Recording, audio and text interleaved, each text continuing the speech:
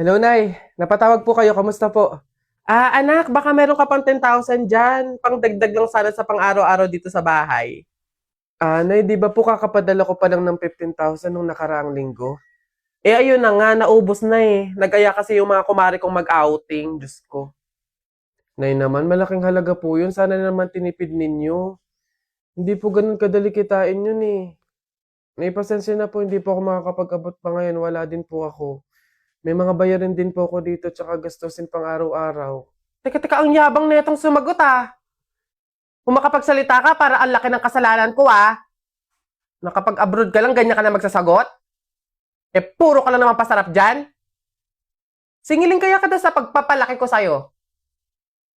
Huwag ka mag-alala, hindi ka namin kailangan. Kaya namin nang wala ka. Sobra naman ho kayo, Nay. Hindi naman po ganun kadali magtrabaho dito sa abroad eh. Kasi lahat salo-salo mo. Yung kapag nahihirapan ka, yung may sakit ka, nalungkot ka, wala. Ikaw lang mag-isa. Wala kang katulong, wala kang karamay. Pero Nay, bakit ganun? Yung isang beses ka lang hindi nakapagbigay pero parang buong pagkatao ko na yung hinisgahan ninyo. Itong pag-a-abroad ko, Nay, kayo naman po yung may gusto nito, di ba? Hindi po ako. Gusto ko po kasi, Nay, maging doktor talaga eh. Yung makakapagbigay ako ng tulong sa mga tao. Yung makakapaggamot ako ng libre. Yun talaga, Nay. Kaso mahirap kasi tayo eh. Kaya itong pag-a-abroad ko, pinili ko na lang to para sa inyo. Na yung pasarap po ba na sinasabi nyo, yun po ba yung kapag natanggap ko na yung sahod ko, bibili ako na kahit man lang pares ng damit? Yung pasarap po ba na sinasabi nyo, yun ba yung kapag after kong magtrabaho, magpakapagod dito sa abroad, yung kakain ako ng masarap kahit isang beses lang? Yun po ba yun, Nay? Pasensya na po kayo, Nay, ah. Kasi minsan, sa tanang buhay ko, hindi ko naranasan yung ganun eh. Kaya yun man lang, Nay, mabigay ko sa sarili ko, maregalo ko sa sarili ko. Kasi wala naman akong choice eh. Kundi yung piliin lagi yung pamilya ko para tulungan kayo. Yun nga man lang, Nay, na kamustahin niyo ako. Kailan ko kaya ma-experience na yung tatawag kayo sa akin, yung magme-message kayo sa akin para kamustahin lang ako.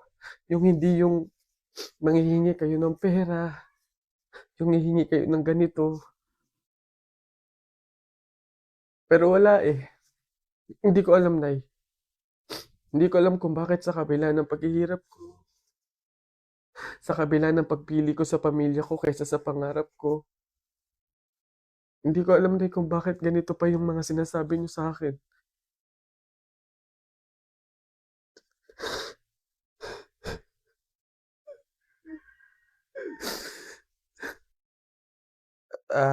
Hello, Beth. Hoy, napatawag ka. Anong meron? Ayain mo ba akong gumala, kumain, mag-shopping? Babe, ang lungkot ko kasi ngayon eh. Dami kasing problema. Tatanong ko lang sana kung pwede mo akong samahan ngayon. Go lang! Basta libre mo ako ng pamasahe tsaka pagkain. Di ba? Siyempre sinamahan kita eh. Okay na yun. Okay, sige. Sige. See you. Hoy guys! Miss ko na kayo! Miss you na din guys! Sa true! Kita-kita naman tayo, nood sine, ganun. Busy pa ako sa work eh.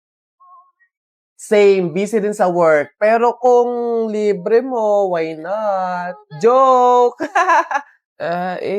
Sige. Libre ko na kayo. Ay, hindi na pala ako busy. Go lang! Sagot mo naman pala eh. Oo nga, sana sinabi mo agad, di ba? Ganun ba talaga dapat?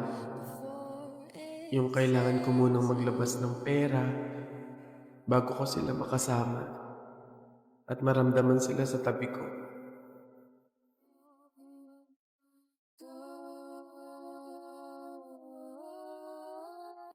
Uy girl, galing akong kantin. Yung available na food, burger, fries, milk tea, tsaka spaghetti. Tara, bili na tayo. Ay, oo, tara. Girl, ikaw, tara. Sabay-sabay na tayo bumili. Mamaya na siguro ko. Oo na kayo. Ang dami ko pa kasing ginagawa dito eh. Alam mo naman yung mga prof natin, ang daming pinapagawa.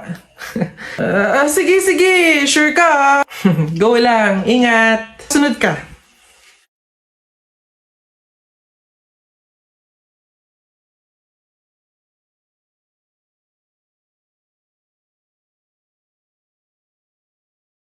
Oh, excited na ako, babe. Oh, girl, ano? Sama ka? Tara! Buong section natin is pupunta sa mall later after class. Let's G? Oh,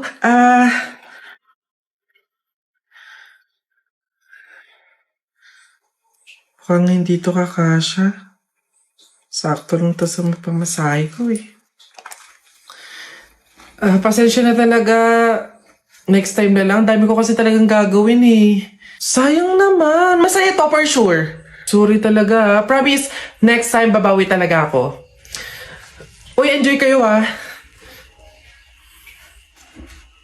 Okay, class. So, like what I said earlier, today yung deadline ng bayad sa tour. So, means, maniningil na ako, okay? Ma'am, Gcash ko na lang po yung sa akin. Alright, send mo na lang. Ma'am, sa akin po, cash. Here po. Okay, thank you. Iya, ikaw, nasan yung payment mo? Ma'am, baka po pwedeng sa isang linggo ko na lang po ibigay. Ha? Di ba nga sabi ko, ngayon yung payment. Ngayon yung deadline ng bayad, maniningil na nga ako. Mag-iisang linggo ka naman. Hindi pwede.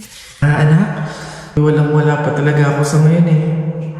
Hindi naman ako makautang sa mga kapitbahay natin kasi ang laki na din ng utang ko sa kanila. Ma'am, pasensya na po, hindi pa pala ako makakasama sa tour. May pupuntahan din po kasi kami eh.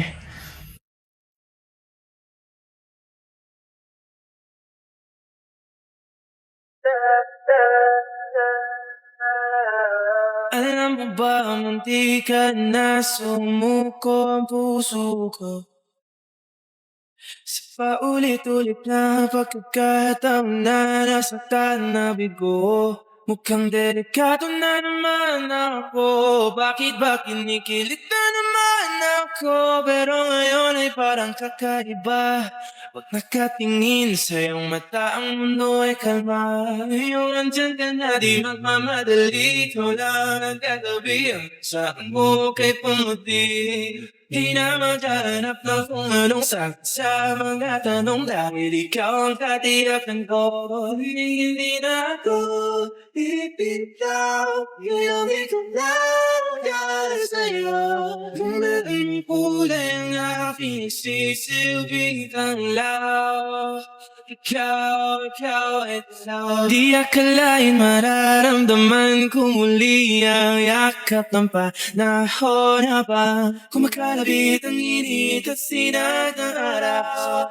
Mukhang di naman delikado kasi parang humingiti na naman ako. Kaya ngayon di na ako mangangamba kahit anong sabihin nila. Ngayon nandyan ka na, di magmamadali. Wala nang katabi sa okay pumuti. Di na maghanap ng kung anong sagot sa mga tanong. Hoy, Mare, alam mo ba tong batang ere? Nako, nakita kong may naghatid na lalaking nakamotor nung isang gabi. Ay, oh, ano ba yan kababaeng tao? This oras na ng gabi, gala pa ng gala. At nagpahatid pa pala talaga sa lalaking nakamotor. Ano ba yan, mga babae talaga ngayon? Mga kabataan, mga kumikirengking na talaga. Excuse me, ako po ba yung pinag-uusapan nyo? Ay bahala na ma-issue na kesyo hinatid ng isang lalaki. At least, safe na ka-uwi. Kesa naman hindi ka nga hinatid ng lalaki, namatay ka naman sa hold-upper tsaka kidnapper. Ano ba yan? Maliliit na ako. Ang tagal naman ng book ko. Hoy, Iha. Yes po. Nakita ka daw ng anak ko sa bar. Ay nako, Iha, ayos-ayusin mo yung sarili mo ha. Kakaganyan mo, baka dulo-dulo mabuntis ka kaagad. Baka po na yun nung nag-celebrate ako ng birthday ko nung nakaraang... Teka, Pagod na nga pala ako mag-explain ng mga chismis yun ng mga issue yung ganyan. Eh di nabuntis, sumali sa 4-piece, blessing! Tapos mag-online selling na lang.